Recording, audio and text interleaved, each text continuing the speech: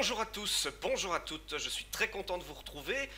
Veuillez m'excuser, j'ai pris un peu de temps avant de vous faire ce tutoriel important et très long. Comme vous voyez, on est de retour sous Windows. Voilà, parce que je viens de monter en fait ma station principale, ma nouvelle station, Windows. Je voulais, avant de continuer, je voulais déjà vous faire mes tutos sur cette nouvelle station dont les performances n'ont pas d'égal dans les machines que je dispose ici. Donc voilà.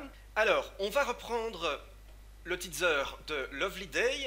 Alors je vous rappelle que la web-série est enfin sortie, disponible en ligne. Elle se trouve d'ailleurs actuellement sur mon site. Je vous rappelle, vous pouvez aller voir le premier épisode. Je vous encourage vivement à soutenir ce projet si vous en avez la possibilité. Donc n'hésitez pas à visiter, à aller voir l'épisode, s'il vous plaît à le partager et à contacter la réalisatrice. Voilà, donc la réalisatrice Marlène. Donc, je vais reprendre ici, je voulais vous faire un tutoriel assez long, assez complet, concernant maintenant les différentes chambres d'étalonnage. Ce que nous avons vu ici, donc je vous ai montré comment faire des réglages basiques. Maintenant, il faut, évidemment, il en existe d'autres, hein. Je n'ai pas encore vu avec vous d'autres courbes qui ont des fonctions un peu plus spécifiques. Mais ça, on verra lorsqu'on fera des étalonnages plus poussés en cumulant plusieurs étalonnages. C'est justement là, maintenant, le point sur lequel je voudrais vraiment faire loop, un point très important, comment cumuler plusieurs réglages sur un même étalonnage. Quand on fait de l'étalonnage, sur un plan, plusieurs réglages, on appelle ça des chambres. Vous faites une correction, c'est une première chambre, une chambre primaire. Vous passez sur une seconde correction, vous faites une chambre secondaire, et ainsi de suite, une chambre tertiaire, etc. Donc, comment ici, dans DaVinci Resolve, on va multiplier les chambres. Vous pouvez faire un nombre illimité de chambres. Pour cela, DaVinci Resolve utilise la construction nodale. Outre la construction, je ne voulais pas vous faire qu'un tutoriel sur la construction nodale dans Resolve, je voulais aussi vous faire un peu vous expliquer comment ça marche la construction nodale, parce que DaVinci Resolve est loin d'être le seul logiciel à l'employer. Si vous connaissez également, par exemple, certains logiciels d'effets spéciaux, celui de Blackmagic, par exemple, c'est Fusion. Fusion, dont je pense, j'ai déjà parlé dans certains de mes tutoriels, j'y ai déjà fait référence. Vous connaissez certainement également, je ne l'ai pas installé ici parce que je ne l'utilise presque jamais, mais vous connaissez certainement de la société Adobe, le logiciel Adobe After Effects. Alors, ces deux logiciels qui ne font pas de l'étalonnage, mais qui font du compositing, de l'animation, Fusion, typiquement, fonctionne lui aussi avec la construction nodale, à l'inverse d'Adobe After Effects, qui lui fonctionne ce qu'on appelle avec la construction par calque. Ces deux modes de construction complètement différentes. Alors, certains vont vous dire qu'ils préfèrent largement la construction nodale, d'autres vont vous dire qu'ils préfèrent la construction par calque. De mon point de vue, moi personnellement, je préfère la construction nodale. Je trouve qu'effectivement, une fois qu'on s'est mis à la construction nodale, on a du mal à revenir avec la construction par calque. Sur Mac, ceux qui montent avec Final Cut Pro 10, vous connaissez peut-être le logiciel Motion 5 d'Apple. Il y avait également Motion 4 avant, dans la suite Final Cut Studio, qui fonctionne également par calque. Et alors aussi, au niveau de l'étalonnage, oui, il existe des logiciels d'étalonnage professionnel connus comme Resolve qui ne fonctionnent pas par construction nodale mais qui fonctionnent par construction par calque. C'est notamment le cas de Assimilate Scratch. Scratch d'Assimilate, c'est un logiciel d'étalonnage très puissant, du même ordre que Resolve. Je n'utilise pas ce logiciel, je l'ai déjà utilisé, je l'ai vu tourner dans une boîte dans laquelle j'ai travaillé. Honnêtement, par rapport à DaVinci Resolve, c'est un peu horrible. Alors, donc, comment ça fonctionne la construction nodale pour cumuler vos étalonnages? Alors, c'est ici que ça se fait, dans la fenêtre, ici. Vous pouvez voir que, en fait, on peut voir qu'il y a des sortes de tiges qui relient des vignettes et qui vont ensuite vers la droite. Alors, comment ça fonctionne? Je vais agrandir la partie de la construction nodale pour que vous compreniez. Ceci, ce que vous voyez ici, en fait, c'est pas une vignette, c'est un node. C'est un node. Alors, la meilleure traduction anglaise de node, c'est nœud, en fait. Nœud. Vous avez une corde, imaginez, vous avez une corde, vous lui faites un nœud. Un premier nœud, vous allez dans une direction après le nœud, une nouvelle direction. Et voilà, vous allez le lier à la sortie. Ceci que vous voyez ici, c'est quoi? C'est votre entrée, c'est-à-dire votre rush. Un premier réglage. Donc on part de notre rush. on arrive sur notre node. Un premier réglage qu'on fait dans ce node. On continue, et là maintenant on va vers la sortie. Donc on est passé par ce réglage, une fois cela effectué, on part vers la sortie, on va vers la sortie, on a appliqué ce réglage, donc ici, pas de réglage appliqué, on part, on applique un réglage, hop, on arrive vers la sortie. Contrairement à ceux qui ont déjà vu Adobe After Effects, par exemple, eh ben, ça fonctionne plutôt un peu plus comme les logiciels de montage, comme ceci. Vous voyez, donc la construction par calque, c'est vous avez un réglage qui se représente sous une ligne. Vous allez donc placer un second réglage au-dessus, vous allez les fusionner entre eux, par exemple, hein, et donc vous allez cumuler les réglages comme ça, hein, par ligne. Et alors, l'avantage, en fait, de la construction par calque, hein, c'est que directement vous avez une vue parce que la longueur de vos calques représente la durée. La durée donc de votre effet. Ici, vous n'avez pas de vision précise de la durée. Vous ne voyez pas la durée que ça fait ce réglage. Mais vous allez voir que lorsqu'on va commencer à construire nodalement, vous avez une vue beaucoup plus facile à manier au niveau des réglages entre eux. À savoir que vous pouvez vraiment mettre vos réglages n'importe où, leur hiérarchie, alors qu'en construction par calque, vous avez de base, exactement comme en montage, une hiérarchie, où c'est celui de base qui est au-dessus qui prime sur celui du dessous. Ici, vous n'avez pas directement de hiérarchie. Vous pouvez mettre n'importe quel réglage très facilement en dessous, au-dessus. C'est plus anarchique, qu'on pourrait dire, moins organisé, mais c'est beaucoup plus facile, en fait, par rapport vraiment à quand vous avez besoin d'appliquer un réglage avant l'autre ou après l'autre. Alors, c'est ce qu'on va voir maintenant. Donc, comment déjà ajouter un node? On va faire par exemple ceci. Add node. Vous faites un clic droit, Add node. Il y a plusieurs styles de nodes. Je vais en voir certains ici avec vous, pas tous. Hein. On en verra d'autres lorsque on va poursuivre encore les réglages avec la couche alpha, etc. Alors, on va faire un premier node qui est correcteur. Voilà. Vous voyez donc, en fait, qu'est-ce qui se passe? Ben, ça fonctionne. Voilà, ça se présente exactement comme notre premier réglage ici. Alors, donc, comment régler un node? Je vous ai expliqué donc que vous partez de votre entrée, votre rush de base, ça part vers un premier réglage. Ensuite, par exemple, ici, ce que je voudrais, c'est un deuxième réglage, une deuxième chambre après la première qu'on aura appliquée ici. Je prends, regardez, je clique ici, hein, dans la boule ici, en fait, ceci, ce que vous avez ici, vos deux points verts, c'est entrée vers le réglage, entrée du node, sortie du node. Donc, je prends ici, je glisse, voilà. Ici, en fait, comme vous voyez, j'ai créé un deuxième réglage, mais ce deuxième réglage, il ne va pas, regardez, il n'y a pas de sortie, il ne va pas agir sur la sortie, en fait, il ne va pas agir. Donc ce qui veut dire que je pourrais faire ici n'importe quel réglage, ben, sur ma sortie, sur mon export final, ce réglage ne va pas être appliqué, parce que je n'ai pas défini une sortie, vous voyez? Alors, je pourrais faire comme ça, directement. Et vous voyez que, bah, qu'est-ce qui se passe? Ça ne marche pas. Pourquoi? Parce que ma sortie, elle est déjà définie. Par définition, vous verrez que sur les nodes, ça n'est pas la même chose, mais par définition, je ne peux avoir qu'une seule entrée sur ma sortie. Oui, c'est bizarre de dire une entrée sur une sortie, mais ceci donc, c'est votre sortie qui accepte vos différentes entrées du début, si vous comprenez ce que je veux dire. Donc en fait, qu'est-ce que je fais? De base, je dois supprimer cette première sortie ici. Je clique, regardez, je clique, je sélectionne, vous voyez qu'elle devient rouge, je fais un clic droit, Delete Link. Et là, regardez, si maintenant je lis, voilà. Ah, vous voyez qu'ici maintenant, une image est apparue. Une image est apparue, pourquoi? Parce que notre node a bel et bien une sortie. Tant qu'il n'a pas de sortie, notre réglage ne s'applique pas. Ça va? Alors, donc, qu'est-ce qui va se passer ici? Eh bien, ça veut dire donc que je vais prendre, par exemple, regardez, je vais faire un premier réglage ici. Je vais prendre, par exemple, je vais lui mettre plus de contraste. Hein. Voilà, on va exagérer, hein, on va faire un contraste bien crado, bien flashy fluo. Voilà, c'est très laid, hein, je vous l'accorde, c'est vraiment très laid. Hein, voilà, alors qu'est-ce que va faire ce réglage? Vous êtes parti, vous avez appliqué un premier effet sur votre entrée. Votre entrée, elle est là. Alors regardez, si vous vous souvenez, hein, je faisais ça dans mes tutoriels, si je clique ici au-dessus sur le 0,1 du premier node, je désactive cet effet. Ça veut dire que donc, hop, je désactive, je ne vois plus l'effet. Alors, ici, si maintenant j'applique un réglage là-dessus, regardez ce qui va se passer. Par exemple, je vais créer, ici, ben, dans les gammas, je vais aller plus vers les bleus. Regardez ce qui se passe en fait.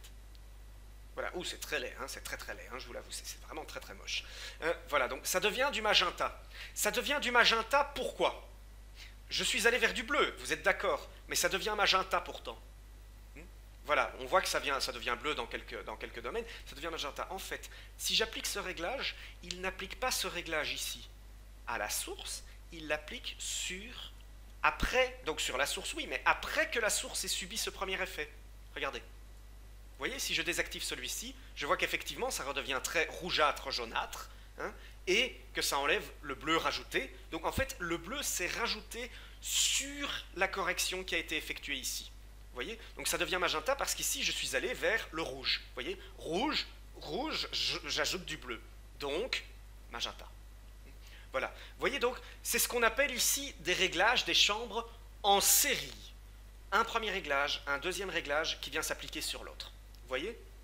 Si maintenant, il y a un raccourci très simple pour effectuer des réglages en série, le raccourci Alt-S. Voilà, regardez, j'ai fait Alt-S et j'ai rajouté un correcteur en série. Ici maintenant, j'ai envie un peu d'éliminer ce magenta, qui est vraiment très élevé. Donc, du coup, je vais m'éloigner du magenta, je vais aller un peu plus vers le cyan vert. Voilà, vous voyez? Et ça élimine un peu, ça redevient un peu plus vers une image plus neutre. Je vais éliminer un peu le bleu, donc je vais revenir ici vers le jaune, le jaune verdâtre. Voilà. Et donc, en fait, j'ai un effet ici, vous voyez, un réglage qui atténue celui que j'ai fait ici. Celui que j'ai fait ici. Vous voyez, c'est les deux que j'ai fait ici. Il les atténue.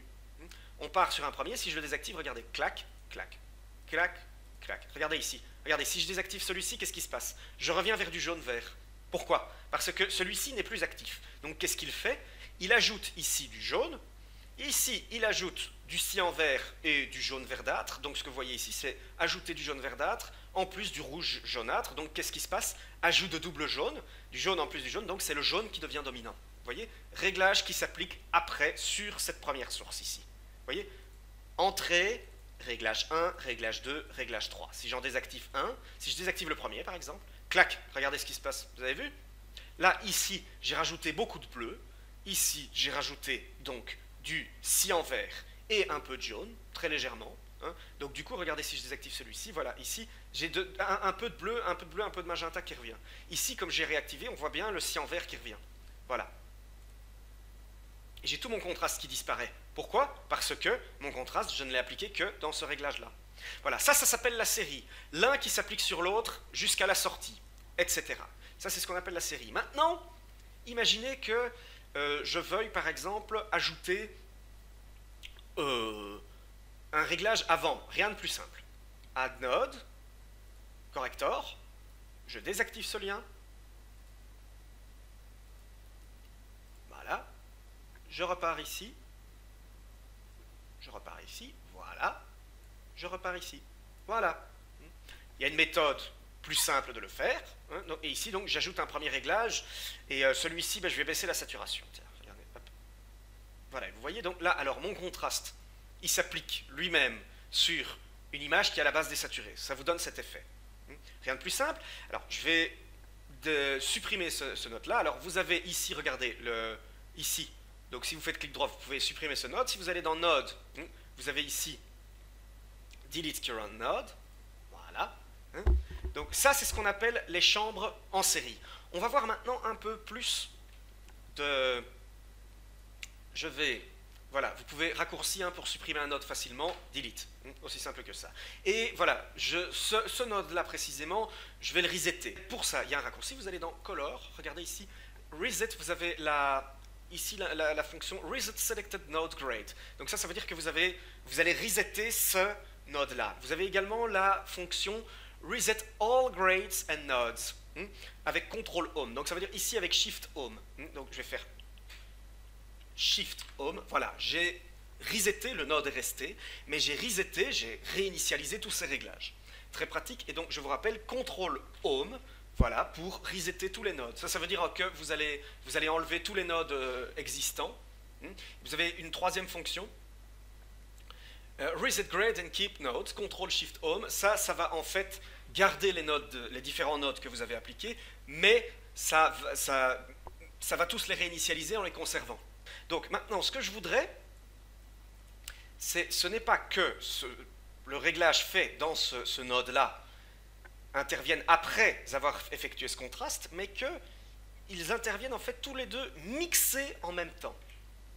Comment est-ce qu'on fait? Donc déjà, je vais prendre, regardez, ici, non, je ne vais pas faire ça comme ça, je vais prendre ici l'entrée de mon node, je vais l'ajouter. Vous voyez qu'ici, à l'entrée A, je peux faire, contrairement à la sortie, je peux faire 2 entrées.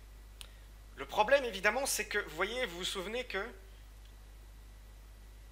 ça ne marche pas. Sur la sortie, on ne peut pas mettre 2 sorties en même temps, parce que c'est comme si vous auriez 2 vidéos différentes, en fait, si vous mettez 2 sorties. Pour cela, on va ajouter un autre node. Regardez ici, qui s'appelle Parallel Mixer. Voilà, le Parallel Mixer. Et regardez maintenant, je vais désactiver ce lien. Je vais prendre la sortie de l'un, mettre sur le second. Je vais prendre la sortie de l'autre. Voilà. Et maintenant, je vais prendre une seule, hop, que je vais glisser ici. Et là, regardez, hop, il s'active. Vous voyez, il a déjà considéré mon contraste du premier. Vous voyez? Et justement, alors maintenant, pour mixer les 2 effets, je vais un peu baisser le contraste ici. Voilà. Voilà. Et ici, je vais monter un peu la saturation, légèrement. Voilà. Ici, je vais la baisser, vous voyez, pour que ce soit un tout petit peu mixé, que ce soit une transition douce. Voilà, par exemple. Regardez maintenant. Vous voyez? En fait, les deux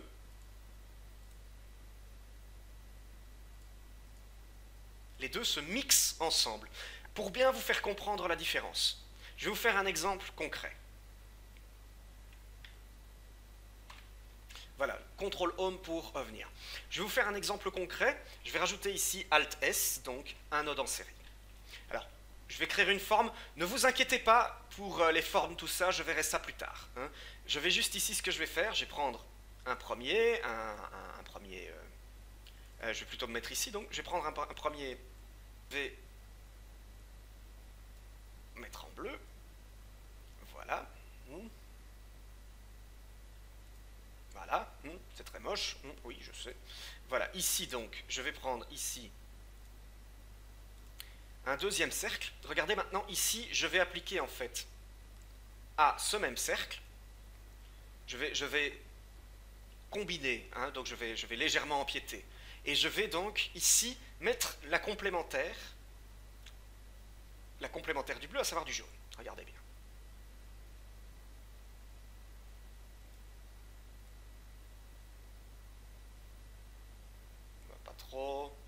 Pas trop, plutôt non, je ne vais pas mettre du jaune.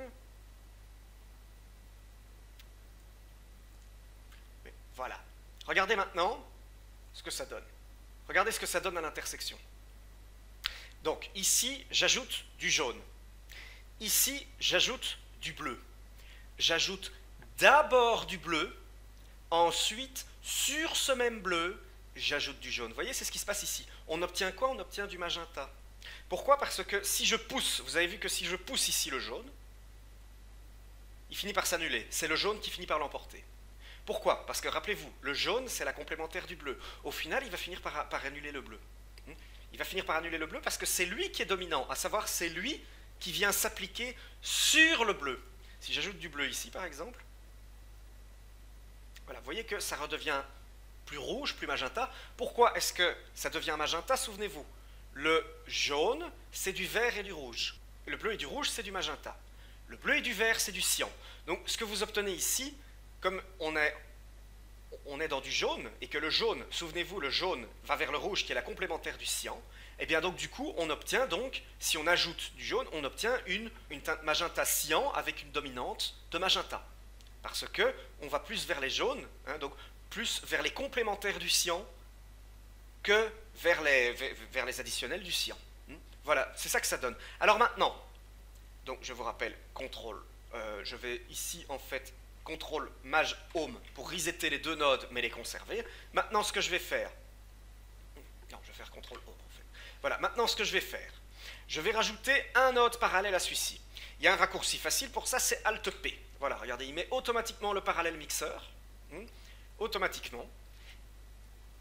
Et donc, je vais, dans un premier, je vais reprendre donc ma forme ma forme ronde, je vais lui appliquer du bleu. Voilà, on va me revenir un peu ici. Voilà, vous voyez, c'est très laid, hein, c'est très très bleu. Et dans ma seconde, je vais prendre, hop, ceci, et je vais ajouter du jaune.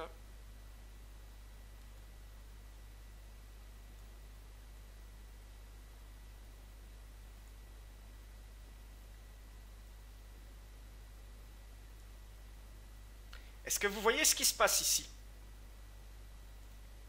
Vous voyez la différence? Mon bleu a été conservé. Mon bleu a été conservé, il s'est légèrement modifié, hein, il est légèrement de retour sur le magenta, mais pas beaucoup.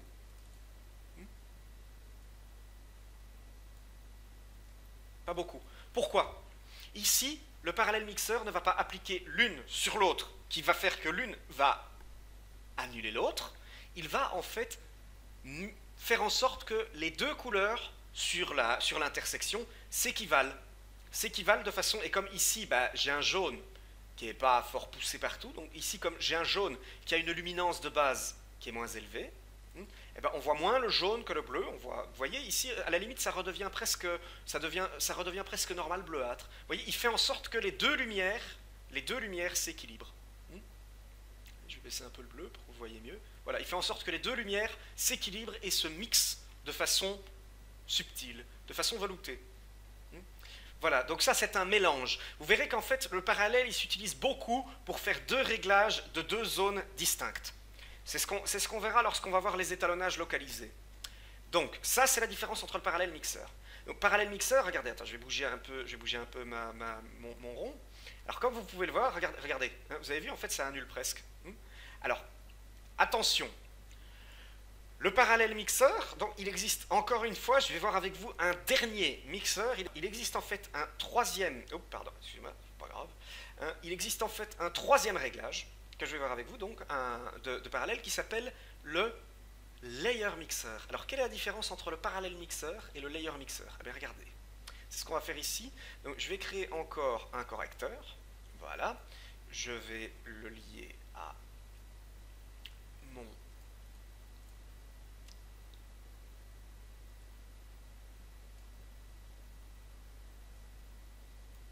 mixeur, voilà, et je vais revenir vers la ressortie.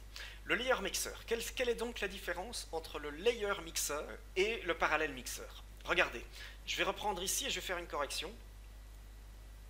Voilà. Je vais refaire la même correction que tout à l'heure. Il n'y a rien qui se passe, pourquoi? Regardez, ici je vais refaire encore. Voilà, vous voyez pourquoi est-ce qu'il apparaît? Pourquoi est-ce qu'il apparaît? Regardez, je vais vous montrer. Attendez. Regardez.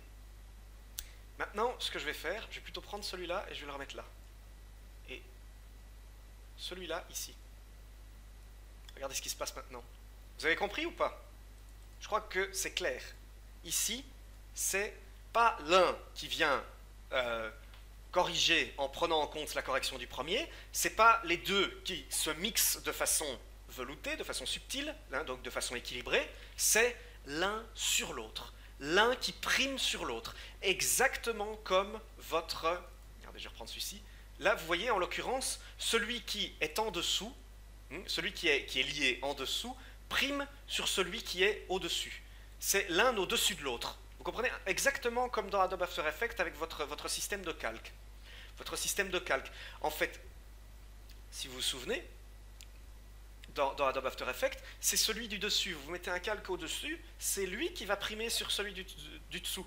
Donc c'est celui du dessus qui va masquer celui du dessous. Et bien ici c'est pareil, sauf qu'ici, dans le layer mixer, c'est l'entrée du dessous qui prime sur celle du dessus. Vous voyez? Si je... Regardez, je peux faire ici. Je vais cliquer ici sur mon layer mixer, et je vais faire, c'est possible aussi avec le parallèle mixer, ce que je vous montre. Je vais mettre Add One Input. Regardez, il me met une troisième. Si je prends mon jaune, hop, hein, vous voyez qu'il redevient dominant par rapport au bleu. Je vais diléter celle-ci, et je vais mettre un troisième. Tiens, regardez. Troisième correcteur, je vais le mettre ici. Je vais le lier au début. Je vais le lier ici. Hop, voilà. on voit tout de suite hein, que les deux apparaissent. Et maintenant, je vais prendre encore une, et je vais la mettre cette fois en... Donc on a pris du bleu, on a pris du jaune, et ben je vais la mettre cette fois en cyan vert. Voilà. Voilà, regardez. Vous voyez lequel est sur l'autre, est l'un sur l'autre? Regardez bien. Celui-ci, il est dans la première entrée, il est en dessous du jaune et du bleu qui sont au-dessus. Le bleu, il est intermédiaire. Il est au-dessus du cyan vert, il est en dessous du jaune, qui est celui qui vient sur la dernière entrée. Vous voyez? Et c'est comme ça, en fait, c'est ainsi que dans les constructions nodales, dans DaVinci Resolve, vous pouvez reproduire l'effet que vous faites avec la construction par calque, comme dans Adobe After Effects, de l'un sur l'autre, en fait. Ici, c'est l'un au-dessus de l'autre. Ça, c'est le layer mixer.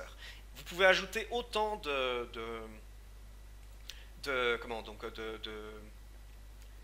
d'entrées que vous voulez, et c'est là que, regardez, je vais vous montrer également, ce que vous pouvez faire, évidemment, ça n'a pas de limite. Vous pouvez en prendre deux et rajouter encore, regardez, un layer mixer.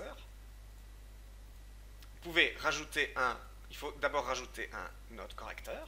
Vous pouvez de nouveau, regardez, revenir ici, hop, voilà, revenir ici, et revenir dans un layer mixer, voilà. Et là, à ce moment-là, donc, vous allez pouvoir, dans ce même node, faire un qui va, regardez, qu'est-ce qu'il va faire avec celui-ci? Regardez, on va prendre par rapport aux autres, on va le prendre, et lui, on va lui mettre du magenta, puisqu'on n'a pas encore mis de teinte magenta.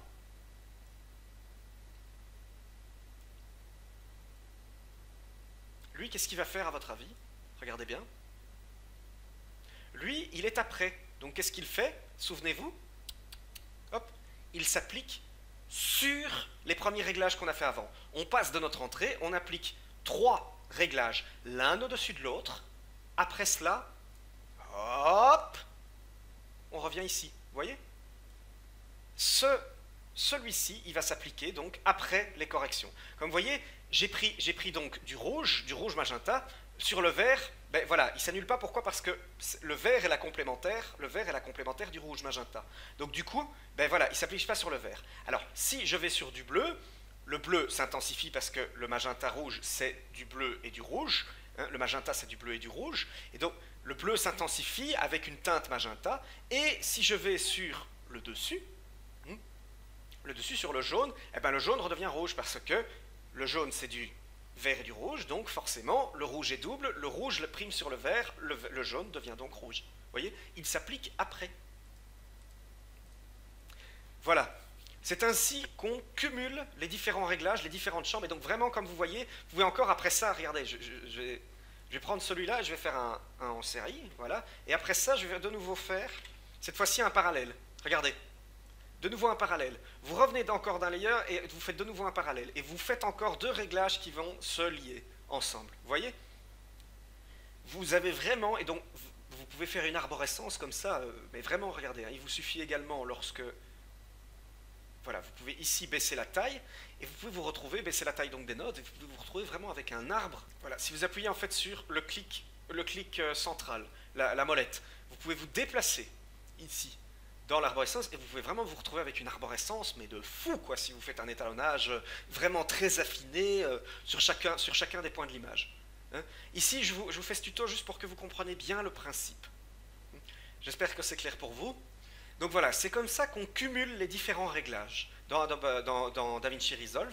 C'est comme ça que vous allez créer vos différentes chambres. Ici, en fait, vous faites 3 chambres mixées, 3 chambres hiérarchisées. Vous passez dans une seconde chambre corrective. Vous repassez dans une nouvelle chambre hiérarchisée et vous repassez dans ce qu'on appelle ici une chambre parallèle. Et vous allez vers votre sortie. Voilà. Ça, c'est comment on construit nodalement, on cumule plusieurs réglages dans DaVinci Resolve. Là, vous avez juste le comment ça fonctionne. Vous n'avez pas vous avez le comment, vous avez la science, vous n'avez pas le pourquoi.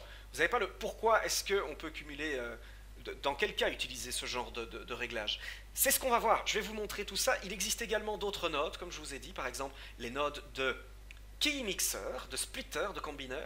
Alors tout ça, c'est plus spécifique. On va voir ça dans des étalonnages plus poussé. Donc, je vais vous montrer comment est-ce qu'on hiérarchise un étalonnage de base. Vous avez plusieurs méthodes dans les prochains tutos. Et on va voir aussi également les différents réglages. Voilà, je pense que ici, pour ce tutoriel, donc je vous rappelle, si vous voulez résister tout ça, parce que c'est très laid, moi je vais certainement pas garder un étalonnage comme ça, donc vous faites CTRL HOME. Et rassurez-vous, hein, vous faites CTRL Z pour annuler, hein, voilà, donc CTRL HOME pour resetter tous vos nodes. Voilà, je vais revenir à une taille de node plus respectable. Voilà, et alors vous voyez qu'il existe aussi des flèches, ici. Alors, ça on verra plus tard, hein, ça aussi, dans la construction nodale, c'est en lien avec les key mixers, les splitters, etc. Voilà. Voilà, je vous rappelle également que, aussi, une fonction que je n'ai pas vue, ici donc, vous avez, regardez, vous avez deux flèches ici, et vous avez une possibilité ici. Si vous faites votre réglage ici, donc en clip, ça veut dire, regardez, que, je vais refaire un réglage de gros contraste, bien laid, bien flashy, fluo, bien pétant qu'on le voit bien. Regardez les autres, voilà, ça, ils ne se sont pas appliqués sur les autres plans. Parce que vous êtes ici en clip. Si maintenant par contre je vais sur timeline, vous avez exactement la même construction, sauf qu'ici de base il n'y a pas de nodes qui sont affichées, qui sont appliquées. On va en créer un. Voilà, j'appuie sur Alt S pour en créer un en série. Et là regardez, là ce que je vais faire c'est que je vais baisser la saturation et que je vais monter, voilà, je vais faire une teinte un peu magenta, teinte un peu cyan. Et là regardez, les correcteurs sont arrivés en fait sur toute la timeline. Vous avez la possibilité en fait de faire vos correcteurs sur toute la timeline. Ça peut être très utile si par exemple vous travaillez en log et que vous avez besoin, donc vous avez votre premier montage avec tous les rushs qui sont appliqués et que vous avez besoin d'appliquer un LUT par exemple. Que vous avez tous les rushs qui sont au même format et que plutôt que d'aller sur clip et de faire, voilà, ici 3D LUT DaVinci, voilà, 3D LUT assise et aller appliquer votre LUT, hein, voilà, il vous suffit d'aller dans Timeline, d'appliquer votre LUT, et votre LUT sera appliqué à toute la timeline. On va voir également comment cibler plusieurs clips en même temps, sans devoir... voilà, donc plusieurs clips, mais pas toute la timeline. Ça, on verra encore dans les prochains tutoriels. Ça va? Voilà, ici, je pense que vous avez suffisamment vu. Vous en avez suffisamment. J'espère que ce tutoriel a été instructif pour bien vous faire comprendre. Cette hiérarchie, je vous rappelle, cette hiérarchie nodale n'est pas que valable dans Resolve. Elle est utilisée, par exemple, dans DaVinci Blackmagic Fusion. Si vous avez envie d'apprendre Blackmagic Fusion, bah, il vous suffit de suivre ce tuto pour déjà comprendre comment fonctionne la hiérarchie par node. C'est exactement le même principe, hein, ça ne fonctionne pas différemment. Voilà, donc j'espère que ce tutoriel vous a plu. Rappelez-vous, n'hésitez pas à me laisser des commentaires, même négatifs. Sachez que je suis à l'écoute de tous vos commentaires, de tous vos retours. Et je vous dis à très bientôt sur Corvansprod. Merci d'avoir suivi ce tutoriel, à bientôt.